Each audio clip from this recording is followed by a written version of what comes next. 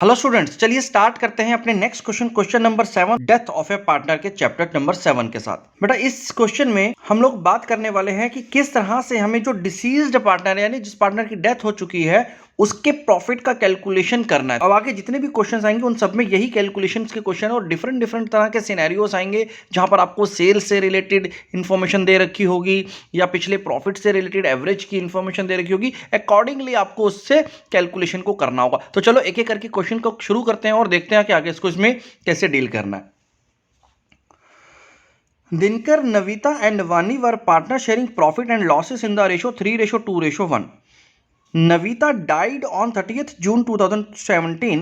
Her share of profit for the intervening period was based on sales during that period, which were 6 lakhs. तो पहले यहां तक समझ लेते हैं। देखिए यहां पर ये तो समझ में आ गया कि हमारे ये 3 पार्टनर्स हैं जिनके प्रॉफिट शेयरिंग रेशो दे रखी है, जिसमें से नविता जो कि सेकंड यानी बीच वाली जो पार्टनर है उसकी डेथ हो जाती है 30 जून 2017 में।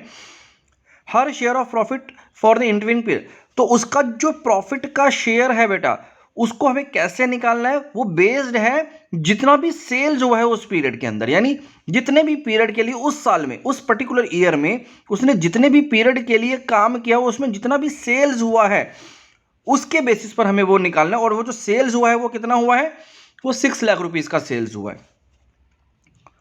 The rate of profit during the past 4 year had been 10% on sales. और हमें एक इंफॉर्मेशन यहां पर क्या पता चली, जो पिछले 4 सालों में रेट ऑफ प्रॉफिट रहा है बेटा वो 10% रहा है सेल्स का। इसका मतलब जितनी भी सेल्स होती रही है उस पर 10% का प्रॉफिट हमें नॉर्मली मिलता है। पिछले 4 सालों का ट्रेंड यही चलता रहा है। The firm closes its book on 31 March, calculate नमिता's शेयर ऑफ प्रॉफिट। तो चलिए क्वेश्चन नंबर 7 के सोल्यूशन की तरफ बढ़ते हैं। और इससे पहले कि हम लोग सोल्यूशन लिखें, एक छोटी सी इंफॉर्मेशन आपके लिए। हे स्टूडेंट्स, अगर आप भी सीए फाउंडेशन के मई 2020 अटेम्प्ट में अपना लक ट्राई करने वाले हैं तो यहाँ पर आपको टॉपर बनने का एक बहुत सुनहरा अवसर मिल रहा है, जहाँ पर अनअकैडमी का टॉपर्स बैच आ गया बेटा। ये बैच 5 जनवरी से स्टार्ट होने वाला है, जहाँ पर आपको बहुत ही टॉप क्लास के एजुकेटर्स यहाँ पर ट्रेन करेंगे और मई अटेम्प्ट में आउट परफॉर्म करने में आपकी बहुत मदद करेंगे। ये एक बिल्कुल परफेक्ट प्लान है आपका मई 2022 के एग्जाम को क्लियर करने का, जहां पर आपको बहुत ही सिस्टमैटिक वे में स्टडीज कराई जा रही है। और इसके लिए आपको प्लस सब्सक्रिप्शन मिलेगा बेटा। आपके पास 6 मंथ्स, 12 मंथ्स और 24 मंथ्स के सब्सक्रिप्शन के ऑप्शंस अवेलेबल हैं। इसके अलावा आपके पास एक और ऑप्शन होगा जो कि एक आइकॉनिक सब्सक्रिप्शन का ऑप्शन है, जिसका डिटेल्स डिस्क्रिप्शन में दिए गए लिंक्स में जाकर के आपको मिल जाएगा बेटा। इसके साथ साथ एक लाइव मेंटरिंग प्लेटफॉर्म भी जल्दी आने वाला है, जहां पर 1-to-1 लाइव मेंटरिंग होगा। आप अपने डाउट्स को 1-to-1 सॉल्व कर सकते हैं। इवैल्यूएटेड टेस्ट होंगे, वहां पर आपको प्रिंटेड बुक्स प्रोवाइड की जाएंगी। इंडस्ट्री में जो भी एक्सपर्ट्स हैं उन एक्सपर्ट से आपको सेशंस करवाए जाएंगे। और भी बहुत कुछ यहाँ पर मिलने वाला, live classes, weekly test, study materials और रिकॉर्डेड वीडियोस का अनलिमिटेड एक्सेस और बहुत ही स्ट्रक्चर्ड कोर्स होगा जो कि आपको पूरी तरह से हेल्प करेगा आगे के फाउंडेशन को क्लियर करने के लिए। तो इसके लिए आपको अनअकैडमी के ऐप को डाउनलोड करना होगा और वहां पर जब आप इसमें सब्सक्राइब करेंगे तो आप 10% का एक स्पेशल डिस्काउंट ले सकते हैं। उसके लिए आपको मेरा कोड नीरज 2022 को यूज करना है, जिसका डिटेल्स डिस्क्रिप्शन में भी गिवन है बेटा। तो चलिए बेटा आगे कंटिन्यू करते हैं हम लोग अपने क्वेश्चंस के साथ। तो बेटा यहां पर हमें क्या इंफॉर्मेशन गिवन है, देखिए यहां पर हमें बोला है कि जो सेल्स हुई है हमारी, सेल्स ड्यूरिंग द ईयर, जितना भी हमारे इस साल में सेल्स हुई है अप टू कब तक की बात कर रही है, अप टू डेथ, यानी जब तक वो पार्टनर जिंदा थी तब तक की जो सेल्स है वो कितनी गिवन है हमारे पास। तो 6 लाख रुपीस की हमारे पास यहाँ पर सेल्स गिवन है। अब इस सेल्स के बाद जो हमारे पास रेट गिवन है, रेट ऑफ प्रॉफिट, जो पिछले 4 सालों से हमें पता चला वो कितना है बेटा, 10% का। तो इसका मतलब क्या हुआ बेटा, इसका मतलब ये हुआ कि हमारा जो इस पर्टिकुलर पीरियड की बात हो रही है, कौन से पीरियड की बात हो रही है, ये बात हो रही है बेटा 1 अप्रैल से लेकर के जिस दिन उसकी डेथ हुई। और वो डेथ किस दिन हुई है, डेथ हुई है 30 जून में, ठीक है। तो 30 जून तक, 30 जून इस पीरियड का जो हमारा प्रॉफिट आ रहा है वो कितना आ गया, तो इसका 10% आ गया, यानी 60,000 रुपये, राइट। तो 60,000 रुपीज़ का हमारा इस पीरियड का प्रॉफिट है। 1 अप्रैल जब से हमारा साल स्टार्ट हुआ और 30 जून जब तक वो पार्टनर ने काम किया, उस ड्यूरेशन में हमारा जो प्रॉफिट हुआ था वो 60,000 रुपये हुआ था। अब इसमें जो नविता है, जिसकी डेथ हुई है, नविता, तो नविता का जो शेयर था वो कितना था बेटा? तो इस 60,000 रुपीज़ में नविता का जो शेयर था वो था बेटा 2/6। 2/6 यानी आपको उसको कितना देना है बेटा? उसको यहाँ पर 20,000 रुपये का जो प्रॉफिट का हिस्सा बनता है वो नविता का बनता है इस पर्टिकुलर प्रॉफिट के अंदर, राइट। तो बस ये था हमारा इस क्वेश्चन का आंसर। चलिए बेटा अब नेक्स्ट क्वेश्चन की तरफ बढ़ते हैं। क्वेश्चन नंबर 8 देखिए, क्वेश्चन नंबर 8 में क्या बोला है? Anil, Sunil and Hari were partner sharing profit equally. Sunil died on 31st December 2020. In terms of the partnership deed, account were prepared for the period ended 31st December 2020. इसका मतलब क्या हुआ बेटा? देखो यहाँ पे समझते हैं पहले। यहाँ पर ये तीनों पार्टनर्स थे जो इक्वल प्रॉफिट शेयरिंग रेशियो था जिनका। इसमें से जो सुनील है, सुनील पार्टनर है, उसका डेथ हुआ है 31st दिसंबर 2020 को। In terms of this partnership deed, अब यहां पर पार्टनरशिप डीड की टर्म्स में क्या बोलती है कि अकाउंट जो हमारे प्रिपेयर किए जाते हैं वो 31 दिसंबर को ही किए जाते हैं, यानी यहां पर ये कैलेंडर ईयर को फॉलो किया जा रहा है, यानी 31 दिसंबर को इनका फाइनल अकाउंटिंग होता है बेटा। और जब इन्होंने फाइनल अकाउंटिंग किया तो जो इनका नेट प्रॉफिट आया वो आ गया 6 लाख रुपीस का। अब हमें इस 6 लाख रुपीस के प्रॉफिट के बेसिस पर हमें जर्नल एंट्रीज को पास करना है जो भी हमारा। तो देखिए बहुत ही सिंपल सा क्वेश्चन हो गया यहाँ पर, क्योंकि आपका साल खत्म हो गया, बिल्कुल एंड में जाकर के उस पार्टनर की डेथ हुई है, तो अब जितना भी ये प्रॉफिट आया उस प्रॉफिट को हम लोग इनके प्रॉफिट शेयरिंग रेशियो में डिस्ट्रीब्यूट कर देंगे, काम खत्म हो जाएगा बेटा, राइट। तो चलिए देखते हैं किस तरह से इसकी जर्नल एंट्री बनेगी यहाँ पर। अब तो अगर आप इसकी जर्नल एंट्री की बात करें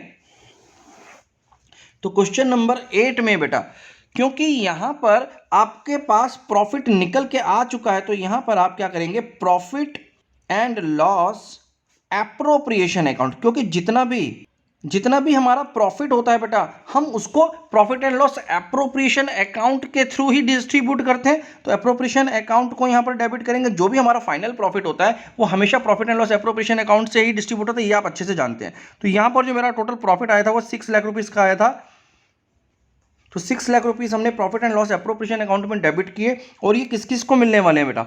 यहां पर ये मिलने वाले हैं अनिल, तो अनिल के कैपिटल अकाउंट को यहां पर आपको क्रेडिट करना है टू सुनील्स कैपिटल अकाउंट, और जो तीसरा पार्टनर है मेरा यहां पर वो है हरि, तो हरीज कैपिटल अकाउंट को यहां पर आप क्रेडिट करेंगे। क्योंकि इनका प्रॉफिट शेयरिंग रेशियो बेटा इक्वल है, तो आप इस 6 लाख रुपीस को इक्वली तीनों में डिस्ट्रीब्यूट कर देंगे, जिसका मतलब 2-2 लाख रुपए का अमाउंट तीनों के कैपिटल अकाउंट में यहां पर ट्रांसफर हो जाएगा। तो ट्रांसफर हो जाएगा बस बेटा। अब इसको हम लोग यहां पर क्लोज कर देते हैं। तो यहां पर क्या आ गया? Being profit distributed among partners.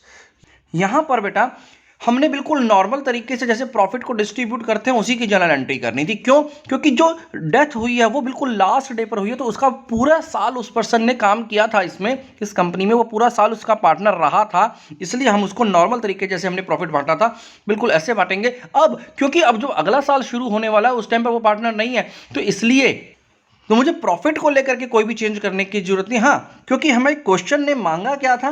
Question ने हमें मांगा ही सिर्फ प्रॉफिट शेयर के लिए जो जर्नल एंट्री पास करने के लिए बोला, तो इसलिए हमें सिर्फ प्रॉफिट के लेकर करी।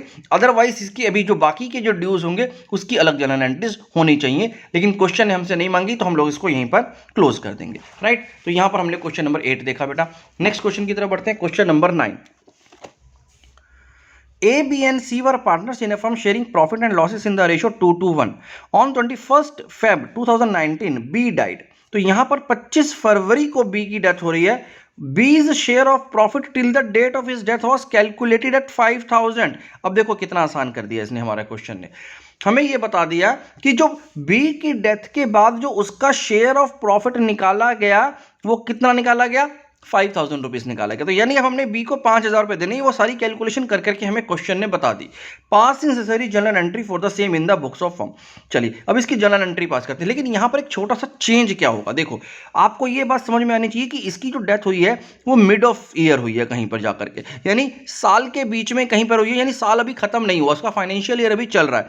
तो 25 फरवरी को अगर उसकी वो डेथ हो गई है तो उसके बेसिस पर अगर हम लोग करेंगे, देखो क्या होता है, जब मैं मिड ऑफ ईयर की बात करता हूं या बीच में कभी भी किसी भी महीने में, यानी मेरे क्लोजिंग से पहले अगर ये कोई काम हो रहा है तो उस केस में क्या हुआ होगा, आपने यहां पर अभी अकाउंट्स आपके फाइनल नहीं हुए, अभी आपका अप्रोप्रिएशन अकाउंट नहीं बन सकता आपने, क्योंकि प्रॉफिट एंड लॉस अकाउंट भी नहीं बनाया होगा, अभी आपके बहुत सारी चीजें ऐसी हैं जिनको फाइनल नहीं किया। तो हमने क्या किया, उसका किसी तरह से एक एस्टिमेशन निकाला। अलग अलग मेथड्स होते हैं एस्टिमेशन निकालने के, अभी हमें इस क्वेश्चन में उसमें नहीं पढ़ना, क्योंकि यहां पे हमें क्वेश्चन ने बता दिया कि कितना हिसाब डिसीज्ड पार्टनर का बनता है, तो वो हमें पता चल गया। अब क्योंकि आपके पास अभी प्रॉफिट एंड लॉस अकाउंट बना ही नहीं है, तो इसलिए आप प्रॉफिट एंड लॉस अकाउंट को यहां पर डेबिट नहीं कर सकते बेटा, राइट। और एप्रोप्रिएशन अकाउंट को भी नहीं कर सकते, क्यों, क्योंकि अभी हम लोग एप्रोप्रिएशन नहीं कर रहे। तो हम लोग क्या करते हैं, हम लोग इस केस में जो भी हमारा प्रॉफिट होता है, profit and loss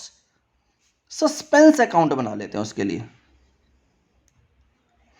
profit and loss suspense account यहां पर बना लेते हैं। इस अकाउंट का क्या मतलब है, ये एक टेम्परेरी अकाउंट है कि जब तक हम लोग फाइनल अकाउंट नहीं बनाते तब तक हमने उसको किसी एक अकाउंट में जाकर के रख दिया।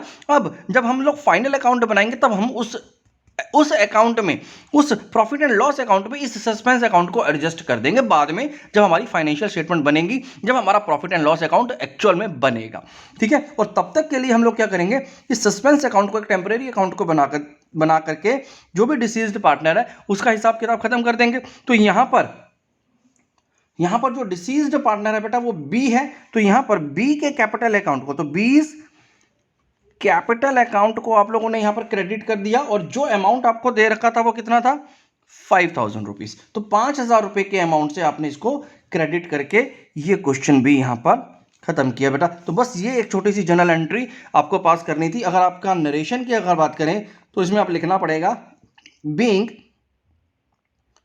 बीज share of profit adjusted through profit and loss suspense account, right. तो आपने यहां पर एक जनरल एंट्री पास करके उसको बी को उसका हिस्सा यहां पर दे दिया। अब ये आप बहुत सारे बच्चे ये सोच रहे होंगे सर बी तो मर चुका है, उसका हिस्सा उसको कैसे मिल जाएगा। तो यहां पर जो भी उसका कैपिटल अकाउंट होगा बेटा वो सेटल करके बाद में उसके हम लोग जो हायर्स होते हैं, जो उसके उत्तराधिकारी होते हैं, जो उसके फैमिली मेंबर्स होते हैं, जिसको हम लोग यहाँ पर एग्जीक्यूटर्स बोलते हैं, उनको हम लोग पे कर देते हैं, राइट। तो उनके घर वाले, उनके फैमिली वाले आकर के वो पैसा ले जाते हैं और उसका हिसाब किताब हम लोगों ने उसके कैपिटल अकाउंट के थ्रू एडजस्ट कर दिया। चलिए अगले क्वेश्चन की तरफ बढ़ते हैं। क्वेश्चन नंबर 10,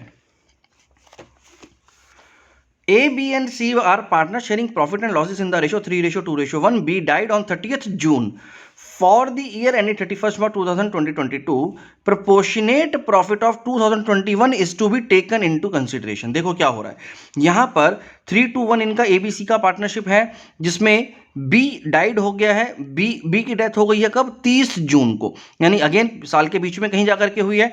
अब हमें क्या करना है, ये साल कब खत्म होना था, ये साल खत्म होना था 31 मार्च 2022 में, लेकिन उससे पहले ही 30 जून को इसकी डेथ हो गई है।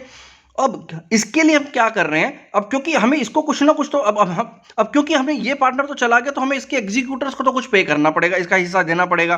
तो हम क्या करेंगे, इन्होंने यहां पर क्या किया, डिसाइड कि जो भी हमारा पिछले साल का प्रॉफिट था, 2021 का प्रॉफिट था, उसी प्रॉफिट को कंसीडरेशन में लेते हुए हम इसका हिसाब किताब कर देंगे। यानी पिछले साल का जो भी प्रॉफिट था उस प्रॉफिट को मानेंगे और उसके हिसाब से जो भी बी का पैसा बनता है वो हम लोग उसको पे कर देंगे। During the year 31 March 2020 bad debts of 2000 had to be adjusted. और यहां पर एक बात और बोली गई है कि इस साल में हमारे 2000 रुपए के बैड डेट्स हैं जो हमें एडजस्ट करने ही पड़ेंगे पिछले साल के प्रॉफिट में। तो यहां पर बोला है हमारा the profit for the year ending 31 March 2021 was 14,000 before adjustment of bad debt, और जो हमारा पिछले साल का प्रॉफिट था वो 14,000 रुपये का था, जिसमें अभी एडजस्टमेंट नहीं हुआ है बैड डेट का। हमें बताना है कि बी का जो शेयर बनता है उसकी डेथ पर कितना बनता है। तो चलो देखते हैं इसका किस तरह से आपको कैलकुलेशन करना है बेटा। तो यहाँ पर जो हमारा क्वेश्चन नंबर 10 है बेटा, इसमें देखें सबसे पहले क्या दिया हुआ है, हमें यहाँ पर दिया हुआ है प्रॉफिट। कौन सा profit? Profit before adjustment, before adjustment of bad debt, right. और वो कितना प्रॉफिट है हमारे पास? 14,000 रुपीज का प्रॉफिट है, जो हमारा 2021 में आया था, उसमें अभी बैड डेट का एडजस्टमेंट नहीं हुआ है। तो हमें यहां पर क्या करना है, इसमें से लेस कर देंगे क्या, जितना भी बैड डेट हुआ, जितना भी बैड डेट हुआ, जो कि हुआ कितना, 2,000 रुपीज का। तो ये 2,000 रुपीज लेस करने के बाद हमारे पास क्या प्रॉफिट आ गया? प्रॉफिट आफ्टर एडजस्टमेंट आ गया। अब एडजस्टमेंट के बाद का जो प्रॉफिट आया बेटा वो कितना आ गया? 12,000 रुपीज। ये 12,000 रुपए का हमारे पास प्रॉफिट आ गया बेटा। अब हमें क्या करना है, ये जो 12,000 रुपए का प्रॉफिट आया ये तो पूरी फर्म का प्रॉफिट है बेटा, तो हमें इसमें से बी का शेयर निकालना है। तो बीज share in this profit, in profit, right. तो बी का शेयर कितना है? तो इस 12,000 रुपीज में जितना भी बी का प्रॉफिट शेयरिंग रेशियो है वो ले लेंगे। यहां पर कितना गिवन है हमारे पास? 2/6। लेकिन यहां पर एक बात और समझने वाली है, ये जो 14,000 रुपीज का प्रॉफिट आया था बेटा, ये 1 2 3 महीने के लिए नहीं था, ये पूरे साल का प्रॉफिट था, पूरा साल, यानी 12 महीने काम करने के बाद 14,000 रुपीज का प्रॉफिट आया था। तो यहां पर भी ये जो हम लोग प्रॉफिट ले रहे हैं ये एक तरह से पूरे साल का कंसीडर किया जाएगा। बट जो बी है उसने कब तक के लिए सर्विसेज दी हैं अपनी इस फर्म में, हम उस पीरियड को यहां पर ले लेंगे। तो उसकी जो डेथ हुई है बेटा, यहां पर अगर देखेंगे तो उसकी डेथ हुई है 30 जून को, यानी इस साल में उसने अप्रैल, मई और जून सिर्फ 3 महीने ही काम किया है, राइट। तो 3 मंथ्स के हिसाब से ही हम उसको पेमेंट करेंगे। भाई ये आप पूरे साल के प्रॉफिट में से उसको थोड़ा हिस्सा दे दोगे कि उसने सिर्फ 3 महीने काम किया और उसको पूरे साल के प्रॉफिट के हिसाब से हिस्सा दे दोगे, नहीं देंगे ना।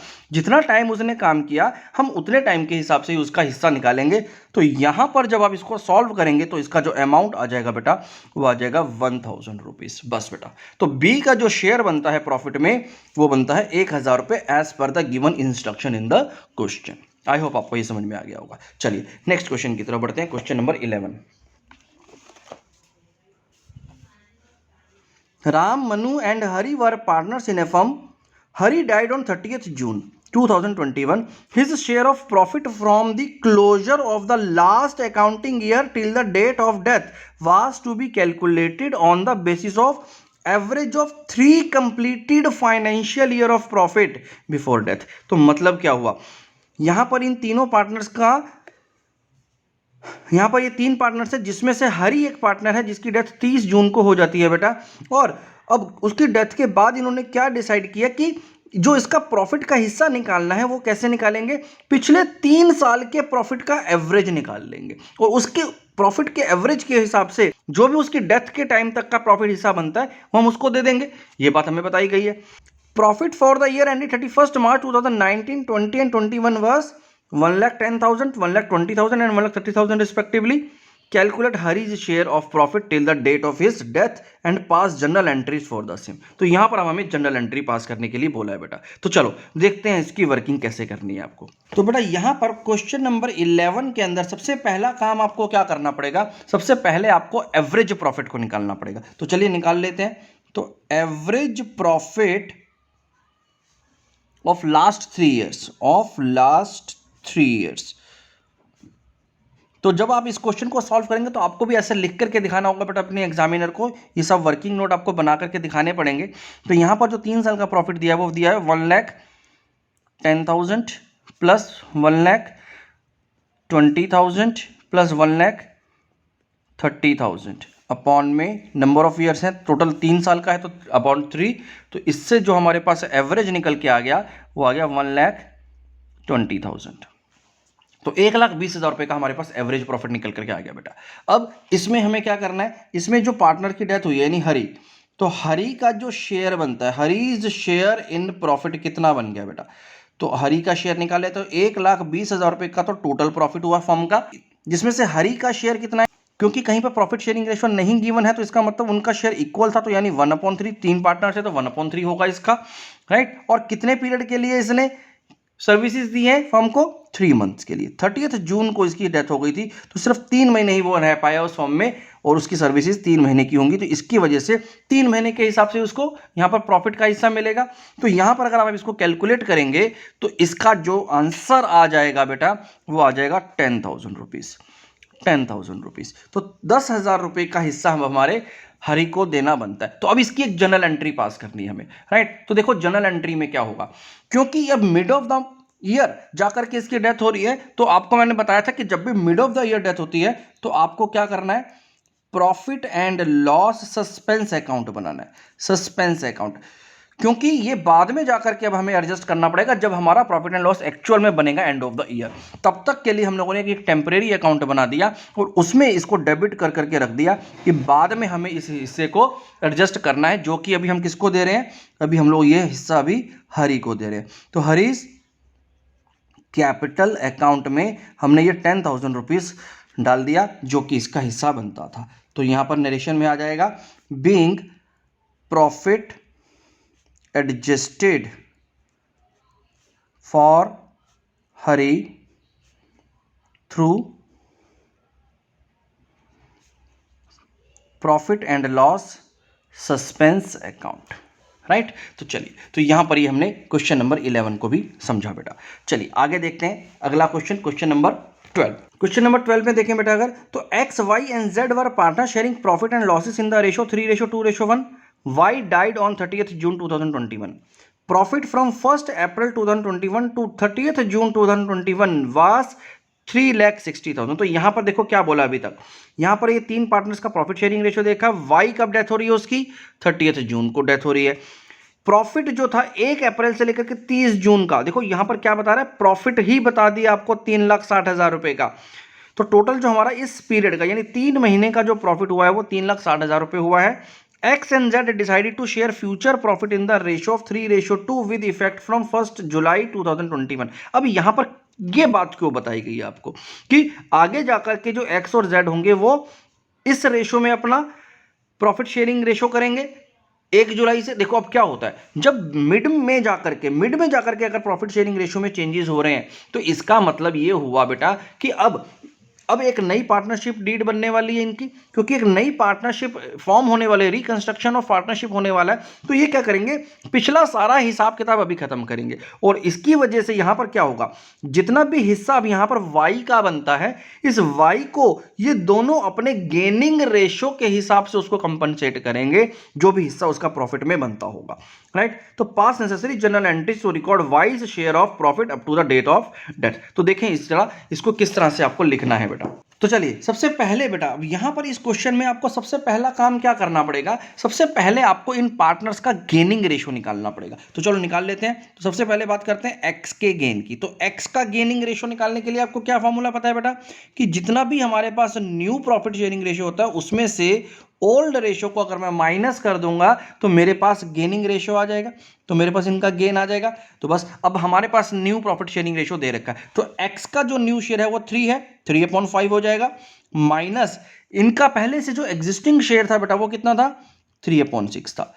ये हमारे क्वेश्चन में दोनों चीजें दे रखी है, तो आपने सिंपल सा क्या किया, इसका गेन निकाल लिया। तो यहां पर कितना गेन आ गया, तो ये हो गया 30, इसके बाद यहां पर आ गया 18 माइनस 15 दैट इज 3/30। तो ये तो हो गया एक्स का गेन। इसी तरह से अब आप जेड का गेन भी निकाल लेते हैं। जेड को कितना गेन हो रहा है वाई के जाने से, जेड का जो न्यू प्रॉफिट शेयरिंग रेशियो होने वाला है वो 2/5 होने वाला है, जबकि इसका एग्जिस्टिंग यानी जो ओल्ड रेशियो है वो 1/6 है बेटा। तो अगर आप इसको सॉल्व करेंगे तो यहां पर आपके पास आ गया 12 माइनस 5 दैट इज 7/30। तो इनका जो गेनिंग रेशो आ गया बेटा वो आ गया 3:7। तो ये तो हो गया इनकी गेन की बात, राइट। हमने इसको क्यों निकाला, क्योंकि अब इनकी एक नई पार्टनरशिप फॉर्म हो रही है, तो जिसकी वजह से अब हम ये पुराना जितना भी हिसाब है उसको अभी सेटल करेंगे इनके गेनिंग रेशियो में, राइट। जब भी इनमें चेंजेस होंगे हमेशा आपको ये ट्रीटमेंट याद रखना है। तो चलो अब देखो यहां पर क्या है, सबसे पहले यहां पर देखते हैं कि वाई का जो शेयर बनता है वो कितना बनता है, वाई शेयर इन प्रॉफिट। अब हमारे पास प्रॉफिट तो ऑलरेडी गिवन है बेटा, हमारा जो इस पीरियड का प्रॉफिट हुआ है वो कितना हुआ है, 3,60,000 रुपीज का हुआ है, जिसमें वाई का शेयर कितना था, 2/6। तो इसका मतलब वाई को जो पैसा देना बनता है वो 1,20,000 रुपीज बनता है, 1,20,000 रुपये वाई को देना बनता है।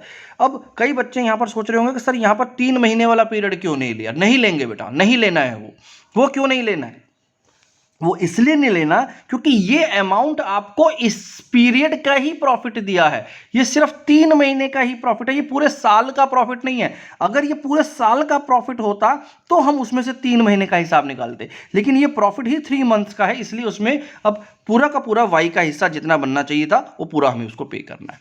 राइट, चलिए अब ये होगी बात। यहां पर वाई का प्रॉफिट हमारे पास निकल करके आ चुका है बेटा। तो अब इसको हमें कैसे डिस्ट्रीब्यूट करना है, अब इस अमाउंट को एक्स और जेड अपने इस गेनिंग रेशो में इसको पे करेंगे। तो इसका मतलब जो हमारी जर्नल एंट्री हो जाएगी वो क्या हो जाएगी बेटा, यहां पर अब एक्स का कैपिटल अकाउंट हमें डेबिट करना पड़ेगा और जेड का भी कैपिटल अकाउंट डेबिट होगा, क्योंकि ये दोनों के दोनों पार्टनर्स ने गेन किया है to Y's capital account, to Y's capital account. और वाई को कितना आपने पे करना है, 1,20,000 रुपीज करना है, जिसमें 1,20,000 रुपीज में जो एक्स का गेन है बेटा वो है 3/10।